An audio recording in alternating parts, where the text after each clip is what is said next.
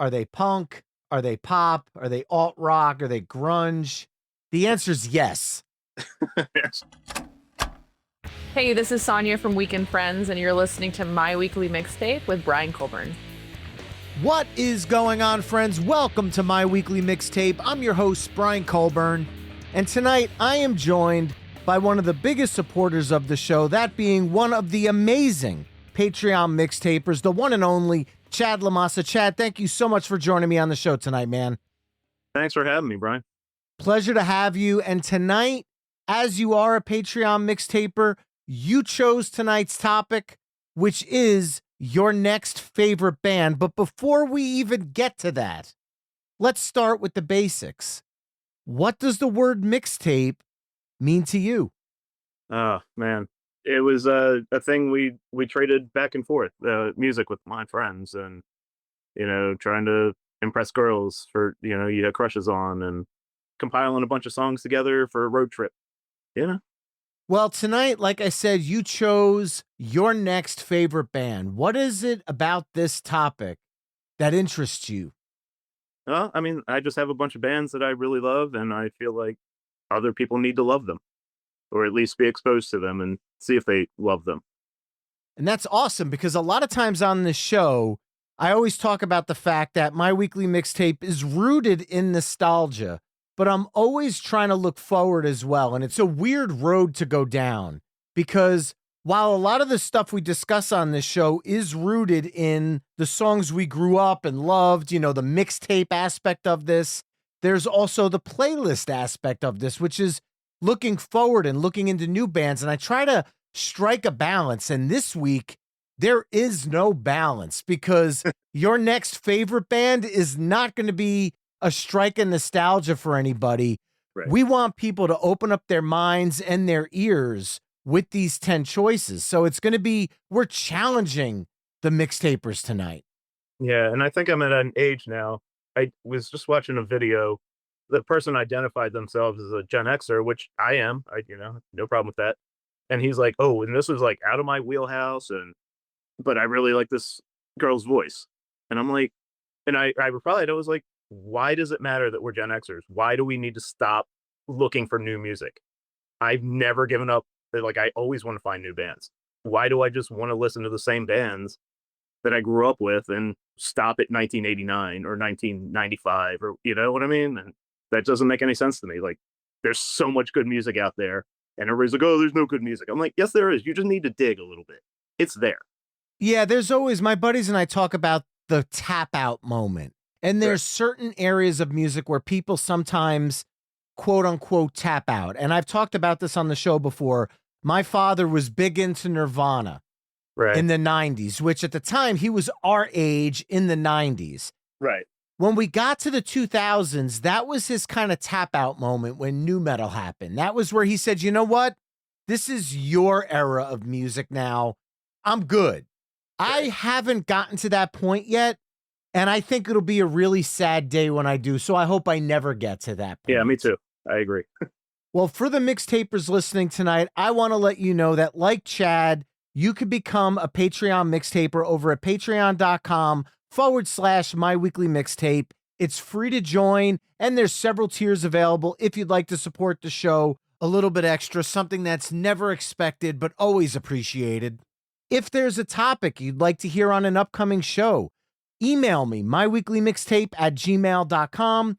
Hit me up on all the social media haunts at My Weekly Mixtape, or use the contact page at myweeklymixtape.com. I am all eyes and ears. I want to know what episodes you want to hear for future editions, and I also want to hear you chime in on tonight's episode, that being the bands that you think are flying under the radar and more people need to hear about them, because this conversation doesn't end when the episode is over. That's when the conversation begins. So once again, keep that conversation going at myweeklymixtape.com. All right, Chad, we've got 10 bands to spotlight for everybody tonight. And I'm looking at the shirt you're wearing. Now, we're not a video podcast here, but I'm going to go out on a limb and take a wild guess that I could read your mind as to who our first Who our first band is going to be tonight? Foo Fighters. No, Weekend Friends. So they're a band from Portland, Maine. I discovered them during the pandemic on a Amazon Music My Discovery Mix, and they were on one of the very first ones once the lockout happened, or lockdown, or whatever you call it. And I just fell in love with them right away. And I've gotten to see them a bunch of times now. I've gotten to know Sonia and Annie a little bit, and Adam, their drummer. Just fantastic people, great musicians. So the song I'm picking is Smoke and Mirrors from Feels Like Hell, which came out last October. This was a hard pick for me because this is like a perfect album for me, and I love it so much. And it was my most listened to album of like October and November, I think, last year, according to Amazon. But I went with this because it has my favorite moment on the entire album, when Sonia kind of screams, "Throw the match and watch it burn." I love when she screams.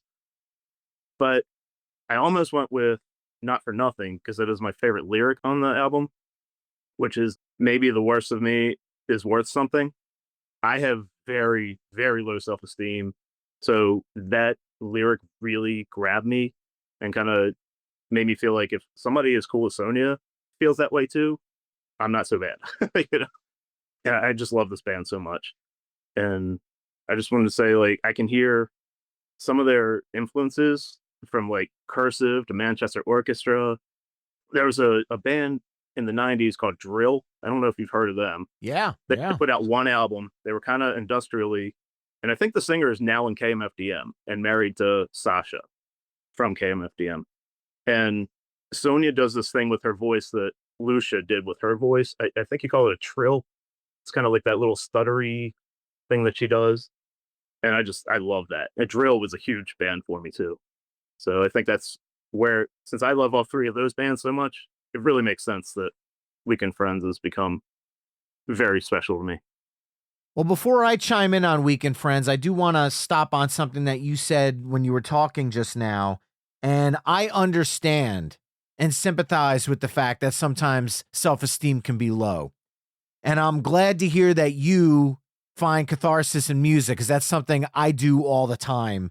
And music is a great way to heal, knowing that you're not alone and knowing that there's a community out there that feels the same way you do through the songs that you love. Now, Weekend Friends are a group that I am thankful to say is part of the My Weekly Mixtape community now, as they've been on the show recently, thanks to this little thing that I call listener suggestions. Because I say this each week on the show, and I'm not blowing smoke. When I say on this podcast, I want to know what you want to hear on this show, I listen. Because the gentleman who is my guest this evening is the person who said, hey, could we get a Weekend Friends episode? So again, myweeklymixtape.com if you have a suggestion for a future episode. And Chad, thank you for the suggestion on Weekend Friends.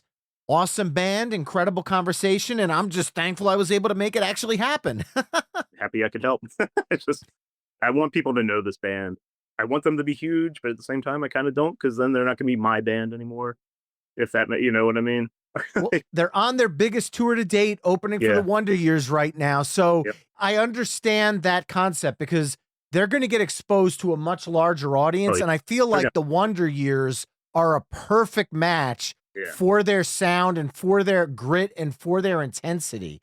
And I think Wonder Years fans are going to go head over heels for this group. Oh, they're going to explode this year, I think. I couldn't agree more, but I do get what you're saying, because you love those intimate shows where you're getting to see this band on the rise and you want the absolute best for them. But once they get bigger and once they start selling out much larger arenas, you lose a little bit of that intimacy. So I understand where you're coming from. It's a double-edged sword, to say the least. Now, one of my favorite tracks on Feel Like Hell, it's hard to pick one. If I was going to choose, I was going to throw a little curveball into it, because it's my show and I could do whatever the hell I want. And that is to go with Interlude 1 into NPC featuring Buckethead, because I love that little piano calm before the intensity of NPC. And having a ton of gamer friends and knowing the whole origins of NPC and knowing the whole non-player character thing, tying that to the real world, I thought was a real interesting play on words.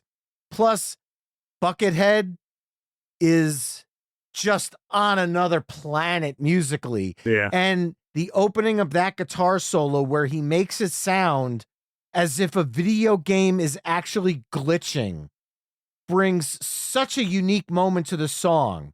And coming right out of that track is Smoke and Mirrors. There's really not a bad song on this album. I talked about Weekend Friends back on the 2025 Cover Songs episode because of their incredible rendition of Edna Swap's Torn. Or for the people out there who don't know who Edna Swap is, would probably be more familiar with Natalie Imbruglia's cover of Torn. Right. But you didn't choose those songs. So back to your pick and Smoke and Mirrors. I love the fact that I'm going to get a little nerdy here, so I apologize in advance. I love the fact that the video was shot in 4:3 versus 16:9. 4:3 being square, 16:9 being the widescreen look, because it really pushes that 90s alt rock aesthetic, and it makes me feel like I'm watching something old that's also something new. Right. And I respect that of the band. Yeah, I think they have a lot of respect for their influences and stuff, and I think they do them good justice. That they do. And if somebody were to say to me, how do you sum up Weekend Friends? Are they punk? Are they pop? Are they alt rock? Are they grunge? The answer is yes. Yes, exactly.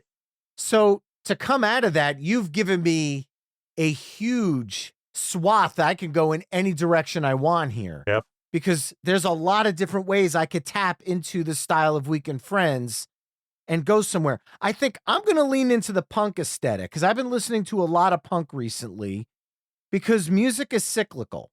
And the way Weekend Friends, I don't want to say is reminiscent of, because that almost sounds derivative, but they have a sound that somebody our age can say, that touches my 90s nostalgia, but also feels brand new. Right. We're in that same cyclical moment for pop punk in 2026. A lot of the new pop punk bands have this early 2000s pop punk sound, and it's coming around again. And the song that I want to lead off tonight's discussion with is by a group, or artist, should I say, MattstaGraham, with the song Caffeine off of his 2025 album Yellow Paint. Now, it's hard to sell him as an underrated artist because the song Caffeine, the YouTube video, has over 1 million views.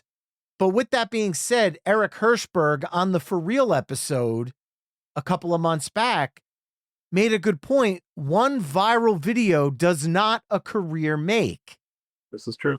But it's a hell of a jump start. Yeah. And MattstaGraham has been around for a few years now, but this album is really what got me into his music. He is a band, however, also a solo artist. His name is actually Matthew Tad Graham. So MattstaGraham is the band name.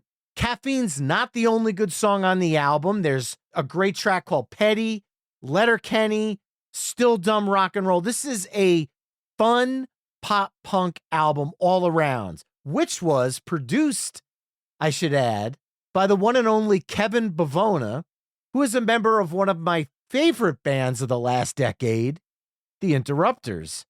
Ah, and Kevin also provides backing vocals and keys on this album, with his brother Jesse playing drums along with Tyler Carroll of Lit. Every other instrument, though, is done by Matt. And like Weekend Friends, who are on tour with the Wonder Years, MattstaGraham has been on tour with the Descendants. And I can actually hear a connection there.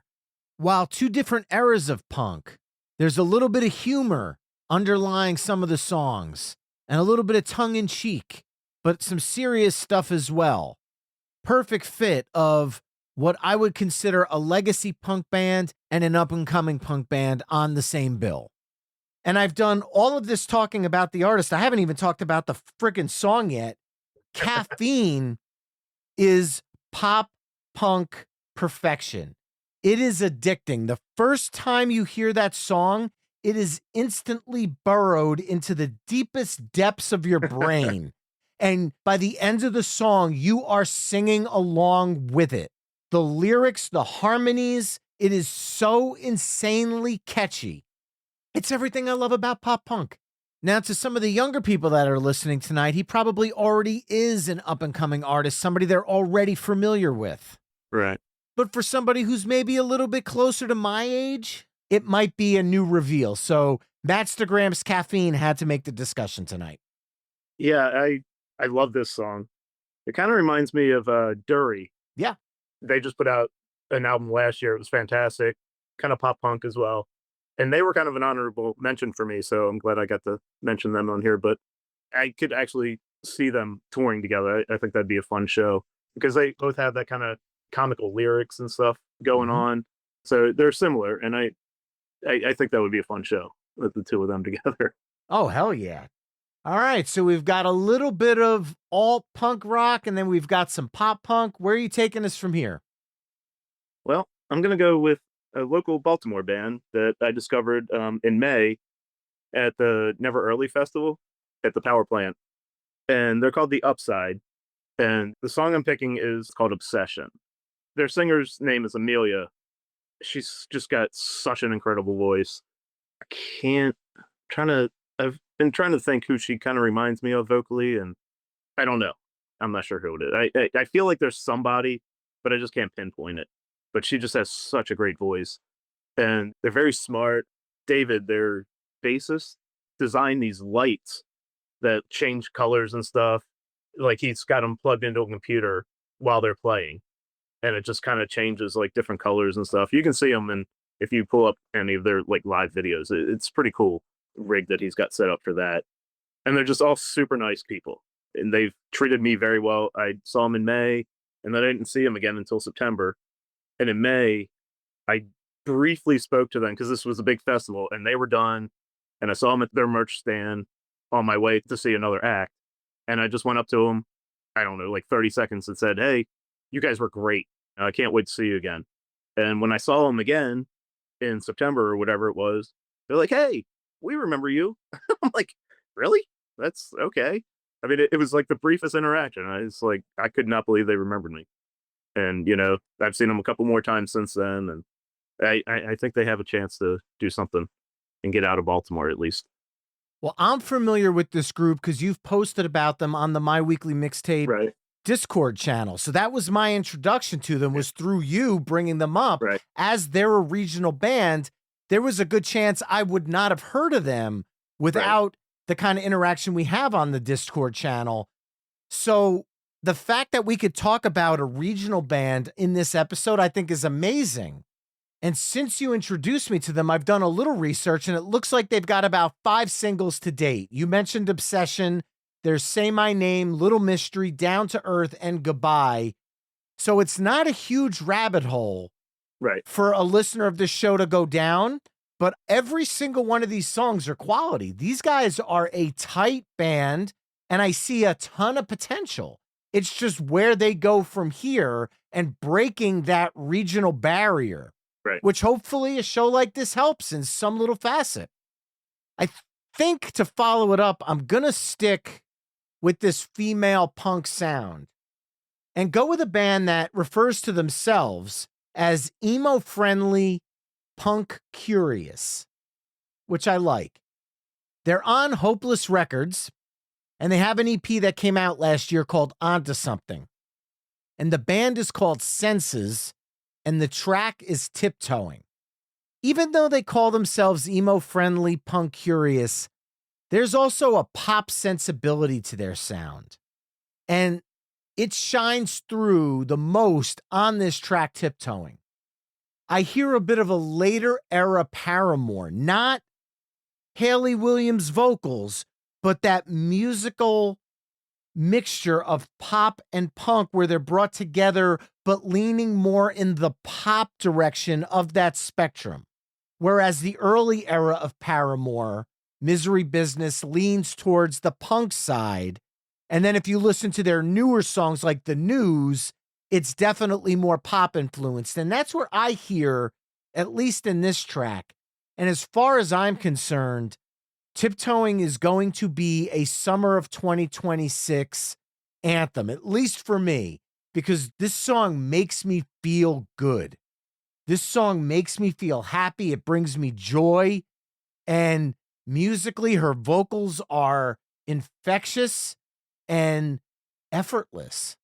And I'm really excited to see where they go from here, as they're currently out on tour with the Somerset. So I'll be very curious to see how that group's fan base reacts to their music. Yeah, I watched the video that you posted on the Discord, and I really like this song. It reminds me a lot of Pool Kids, which are another band I wanted to make this list, but they didn't. But they're another honorable mention for me. But yeah, like her vocals kind of remind me of Christine's from Pool Kids, and definitely musically, it reminds me of can't remember which song, but off of the Pool Kids' newest album that came out last year. All right, so now we've got a little bit of alternative rock, a little pop punk, a little pop. Where are you taking us from here? I'm gonna go some blues here. All right. Blues rock. I like it. Going with Emily Wolf, one of your former guests. Yeah, she was awesome. I've been an Emily Wolf fan for a very long time now. So my wife and I went and saw ZZ Ward in DC a bunch of years ago. She had Black Pistol Fire opening for her. Black Pistol Fire played a show in Baltimore, and Emily Wolf opened for them. And basically, the instant she walked on stage and started playing guitar, I was just in love with her. She was amazing. And she's the sweetest person. I've gotten to know her a bunch now. And the song I'm picking is Swoon. Awesome. I think it was my first favorite song of hers. Now my favorite song of hers is probably Walk in My Shoes, just because I love that riff in that. But Swoon has this swagger to it, and it's so much fun, and it's just easy to get into, and I just love that song so much. And she came on and she said nice things about me on her episode, and even if she hadn't, she was going to be on this list because she's phenomenal. And everybody needs to know Emily Wolf. I couldn't agree more. She was on the Loud, Bold, Unstoppable 20 Essential 90s Female Rock Songs episode, if you want to check it out. We also dive into Walk in My Shoes on that episode, because also in that episode, we do an album dive on The Blowback, which features that song. Yeah. But Swoon is such a jam. There is something about her music that it encapsulates. You said blues, and I hear the blues in it, but it's blues rock, and it leans into rock, and it goes into the blues, and then it goes into pop, and she kind of just weaves in and out of these genres so seamlessly and so flawlessly. And she's also a gearhead, which is something that when you watch her videos on her YouTube channel and you hear her talking about pedals and amplifiers and sound, she is a genius when it comes to this stuff. And I could sit there and listen to her talk shop about that for hours on end. Now, on the episode page at myweeklymixtape.com, I embed all the songs we're talking about tonight. But in this instance, I don't want to embed the studio version of Swoon because there's no music video for it. It's just a still image. I want people to get Emily Wolf. So what I'm going to do is post her Jam in the Van live performance from Napa Valley, California. So that way, when you go to the site, you could see as well as hear what Chad and I are talking about with Emily, because she is incredible. But there you have it, folks. The first half of your next favorite band playlist, which kicked off with Weekend Friends, Smoke and Mirrors, followed up by MattstaGraham's Caffeine, The Upside's Obsession, Census Tiptoeing, and Emily Wolf's Swoon.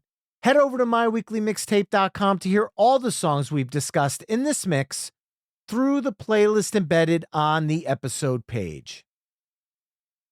All right, Chad, and now to kick the second half of this off, you ended the first half on a bluesy note. as well as an artist who appeared on my weekly mixtape. So I think I'm going to copycat you on this next one and go with a blues-based artist that also appeared on my weekly mixtape. Not for that fact. I'm grateful for the fact that Chris Voss came on the show, but I also feel like even though Give It Back to You, their debut album, hits its 10-year anniversary this year, we're a decade into the record company, and I feel like they are still criminally underrated as a band. So I want to continue to sing their praises and talk about them again. And I'm going to go off their last studio album as of this recording, 2023's the fourth album, and go with the track Dance on Mondays, because we're starting off side B here, and I want a song that's bluesy, funky, and fun, and otherwise a great entry point into this band's sound. Because I say blues and I say funky, it's hard to pinpoint where they go musically. They've done everything. They do stuff that's more acoustic based, and they do stuff that's heavier. They did an incredible cover of the Beastie Boys' So What You Want, and we talk about it on that episode. And I'd much rather you hear all these stories coming out of Chris's mouth than mine. But Dance on Mondays is just a fun way to kick off the second half of this playlist. And I think coming out of Swoon, the vibe musically works really well back to back. Yeah, I agree with that. I've loved Record Company ever since that first album. My wife Cindy and I saw them in Baltimore on a New Year's Eve concert. Great show. So yeah, I don't understand why they're not bigger than they are. I mean, they should be up there with like Nathaniel Rateliff and, those kind of guys for sure. I would love to see it, and they deserve it. I feel like their time is coming, and it's just staggering to me that we haven't gotten there yet. But when it happens, everyone's going to go down that rabbit hole, and they're going to fall hard because they have not put out a bad album yet. No, they have not. They have not. All right, so what are we following up the record company with? Okay. Well, I guess I'll go with I think I saw this artist either the New Year's Eve before or after the record company. I forget which order they were in, but it was New Year's Eve in a row. I mean, when you get to our age, years kind of blur together. I get it, man. Right. So this is going to be J. Roddy Walston's Pigs and Pearls. This guy, I don't understand why he's not insanely huge. He's one of the best live performers out there. I've seen him more than anyone else, except for maybe Sister Sparrow and the Dirty Birds, but I'm about to see him again, so that may push him past them. I'm not sure, but they're very close. He's just, I don't even know how to describe him. He's blues, he's rock, he's soul, he's got a little funk in there. He's just everywhere, and his energy is just so great. You cannot go see him live and not have a good time. You can go in there never having heard of him or any of his music, and you're going to come out a fan. I guarantee it. He's just that good of a live performer. This song I picked I think people may know him a little bit for Heavy Bells or Don't Break the Needle. I wanted one a little bit more off the beaten path, I guess. And the keyboards are a little bit more up front for me on the recorded version, because like he's just insane on the keyboards on the live performances. So they're always kind of front and center there. But on the recorded versions, this seems to have the most of the keyboards that I wanted, because to me, that's what he is. I mean, he plays guitar as well, and he's a fine guitarist, but the keyboard is what really drew me into him. Well, Christ, man, I talked about the record company being at it for 10 years and still being underrated. And here you come back at me with a, dude, hold my beer moment, because you're absolutely right. J. Roddy Walston and The Business are a band that should be a household name. Their live performances, anytime I've met somebody who's a fan of his music, the first thing out of their mouth is usually, oh my God, those shows. And it's all about the live show. And it's all about the party that he brings to the performance. It doesn't feel like a concert. It feels like you were invited to his house for a party and he just happens to be the house band. It's exactly it. You had mentioned this earlier, and I think now's a good time to harp on that because this is both a good and bad thing. For an artist like him, he's underrated, so you still get those intimate shows. Yes. Where you're right up front and center and in the mix. And I can understand that tiny bit of like, well, shit, if everybody realizes who he is, he's going to be playing places 5 and 10 times as large, and I'm not going to get this intimacy anymore. But on the flip side of that, you love the music so much, you want it to happen for them. Yes, exactly. So it's a double-edged sword. It is. It very much is. And I think to follow that up, man, we've gone down a blues path here. Yes, we have. Because he has that in his sound too. And I think I'd be doing a disservice, but I feel like I'm being a My Weekly Mixtape promo whore now. But I just, I have artists on the show whose music I believe in. And it's either music that I've been a fan of for a long time or music that I've heard and instantly become a fan of. And Jax Hollow is in the latter category. The first time I heard her play guitar and sing on Wolf and Sheepskin, I said, oh, I'm now a Jax Hollow fan. And she joined me for the Modern Blues Rock episode of My Weekly Mixtape, and we talked about a ton of up-and-coming modern blues rock artists. But at the end of the day, she's the modern blues rock artist that I think people need to hear about. That episode was fantastic, and I love the fact that she came on and was willing to talk about other artists that either A, inspired her, or B, she felt deserved a platform for more people to hear their music. But I want to be the one now to talk about how her music is inspiring. And I'm going to go with a song from her latest album, although she's working on a new one right now, which hopefully will be out later in 2026. But I'm going to go back to 2024's Come Up Kid, and I'm going to go with the track Changing Suits. And just like I did with Emily Wolf, I'm not going to put the studio version with just the album art. Right. Jax posted a live video from Third and Lindsley back in December of 2024, and I'm going to put that version on the episode page. That's a great version. You need to see and hear her band taking this song to another level live, and then go back and enjoy the studio version and the entire album for what it is. Jax is one of those artists that I know a few years from now, I'm going to say I am so grateful to have had the opportunity to have her on this podcast because she's too big to get anymore. Yeah. And I discovered her because of that episode. So awesome. Thank you for that. I loved what she was talking about on the episode. And then I saw her 3 times last year, including back-to-back nights. And she's incredible. She's great live. Again, very sweet. She remembered me all 3 times. Well, not the first time, obviously, but second and third time. If she remembered you the first time, that is some serious ESP, man. Exactly. But and her backing band's fantastic. Taylor Took, her guitarist and keyboardist, he just put out a solo album last year that was really good.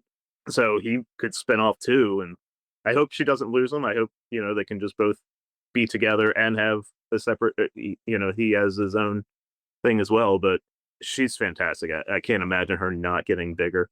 The last time I saw her, she opened for Anna Popovich. Yeah. So she's in those blues circles now, and those blues fans, man, they are diehard, and they're going to find her, and they're going to make her explode. It's just a matter of time. Yeah, that's really all it is at this point. It really is. All right, my friend, we are down to the last 2 songs of the evening. So we each got one pick. Yeah.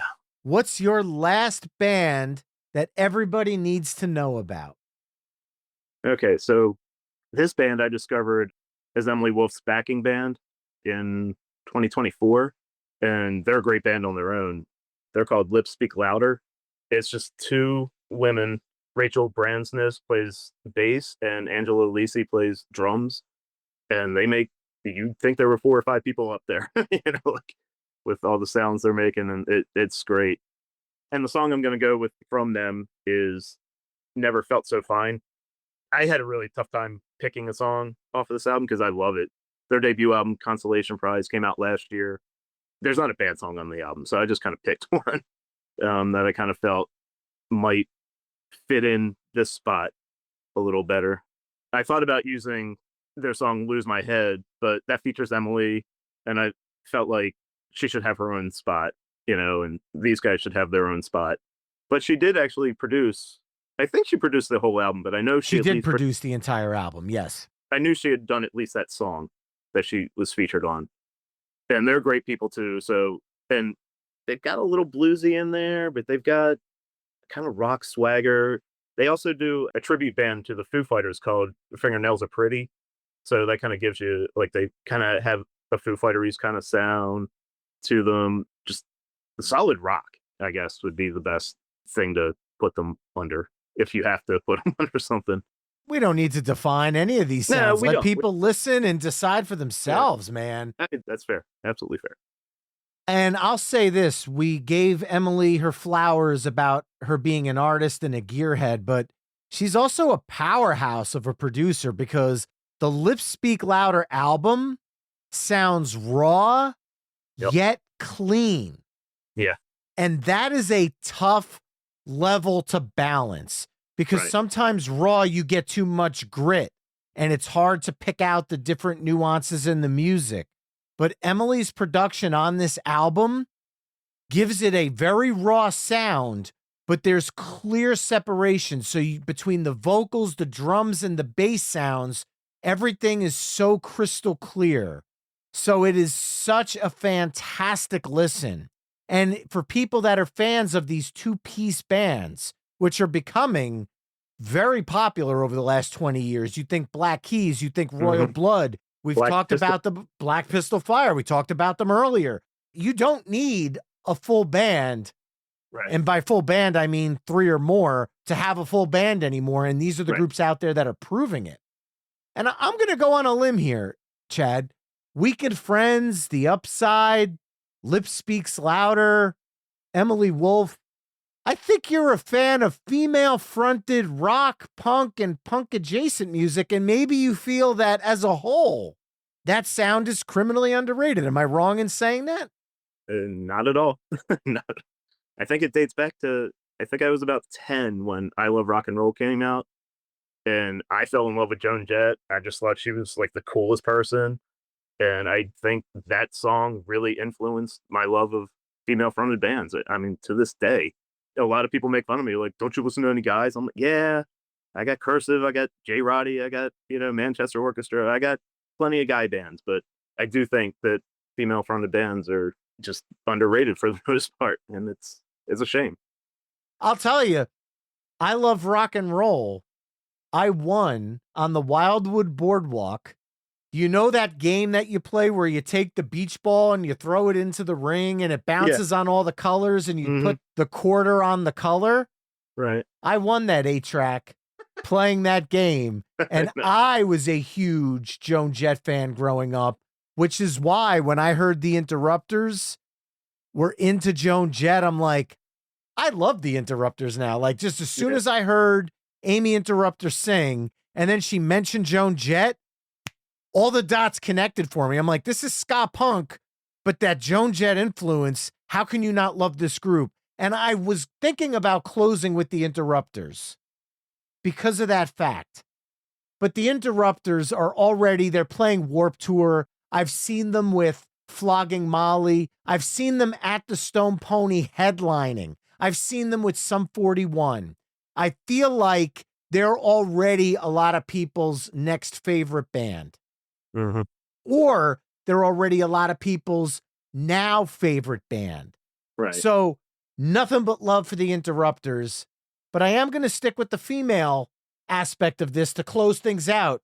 Sorry to all your friends that don't like it, but that's where I'm going to go with this. Oh, trust me, I've done a good job like trying to sway them to realizing what they were missing out on.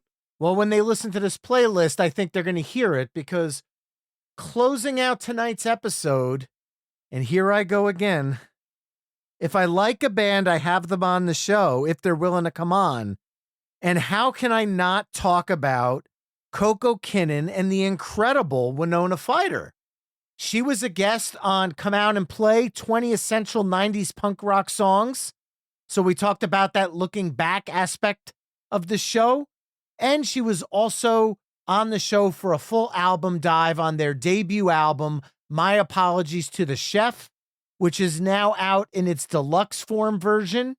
Winona Fighter are female-fronted punk rock that has an affinity for the 90s, kind of the way that we talked about with Weekend Friends, but they take it to new levels of where the future of pop punk is going to be. And the song that I'm going to close with, because we talked about this song at length, is the song that includes one of the most visceral female screams I've ever heard in a punk rock song. You know where I'm going with this. Closing out tonight, Hams in a Glass. I'm a little stressed out. Is anybody else stressed out? And then that scream. And oh my God, if you don't feel the intensity in that track, I've got nothing left to say. Winona Fighter has been quickly making jumps up the ladder. And I feel like 2026 and whatever their follow-up to My Apologies to the Chef is, if they can capture the same energy, I feel like it's going to be their catapult. So you heard it here first. I wholeheartedly agree. And they were another band I discovered from their episode, or I guess 2 episodes in her case. And I saw them live last year, and they put on a fantastic show. And that song in particular, just when she does that scream live, it felt so good. Pardon my pun, but probably the chef's kiss of the show. But I will say they also did, when I saw them, a perfectly placed and well-timed cover of Blur's Song 2, which I'll be sure to embed over on the episode page at myweeklymixtape.com under the As Mentioned in This Episode section. But Winona Fighter was the opening band prior to Armor for Sleep, Finch, and Bayside. So they had this audience of all different various age groups, and they used both their originals and this well-timed cover in order to introduce all of these different people to the Winona Fighter sound, and it worked out perfectly as far as I was concerned. So when I saw them live, they did the cover of Sabotage. Oh, nice. I'm a huge Beastie Boys fan. I have a Beastie Boys lyric tattooed on my arm, and that was so incredible. That's just, I didn't think I was ever going to get to hear a Beastie Boys song live again, and I was so happy. And that was funny because the girl that was in front of us there, I think she told us she was like my son's age, like 22, 23. She'd never heard Sabotage. She's like, "What's this song?" And I'm like, "Oh my gosh, I'm so old." God, you're giving me, I'm having chest pains hearing that. I was like, how do you not know who this song? Oh, so that made me feel old, but it was such a great cover.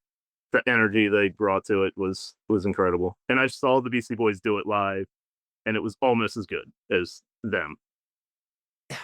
Sabotage was such a moment in time for the Beastie Boys that it's damn near impossible to replicate. And not only were they able to honor and capture the spirit of the original, she gender flipped it with ease and still brought the Winona Fighter sound to the picture. Yeah. They absolutely killed it. And it's a bonus track on the My Apologies to the Chef album if you haven't heard the whole album. Right. But there you have it, folks, the second half of your next favorite band playlist, which kicked off with the record company's Dance on Mondays, followed up by J. Roddy Walston and the Business, Pigs and Pearls, Jack's Hollows, Changing Suits, Lips Speak Louder, Never Felt So Fine, and Winona Fighter's Hams in a Glass. Head over to myweeklymixtape.com to hear all the songs we've discussed in this mix through the playlist embedded on the episode page. Well, Chad, I think it's safe to say we have both given the My Weekly Mixtape listeners some food for thought as they dive through 10 new bands that deserve to be on their radar as we move forward into 2026. I also want to take this moment to first Thank you for being a Patreon mixtaper and supporting the show on another level. It means the world to me. But most importantly, I want to thank you for being a part of the show tonight. This was an incredibly fun conversation. Well, I appreciate you having me on. This was a lot of fun, and hope I can do it again sometime. Absolutely. And to those listening, if you would like to join the Mixtaper community, you could do so over on patreon.com/myweeklymixtape.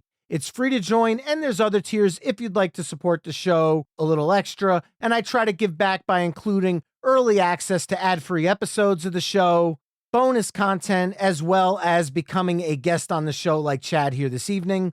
If you have songs you'd like to add to this mix, I also want to hear about them. Use the Patreon as a way to reach out. You can hit me up at myweeklymixtape@gmail.com. Use any of the social media haunts at myweeklymixtape, or use the contact page at myweeklymixtape.com. While you're there, please send suggestions for future episodes of the show because I am all eyes and ears. If you're listening on Apple Podcasts, Spotify, YouTube, wherever you're listening, please be sure to hit that subscribe button, leave a 5-star review, leave a thumbs up, leave a gold star, do all the things. Help me spread the word about My Weekly Mixtape to other music fans out there. And I appreciate any and all support you guys give this show each and every week. Once again, my name is Brian Colburn. This has been My Weekly Mixtape. And until next time, enjoy the tunes.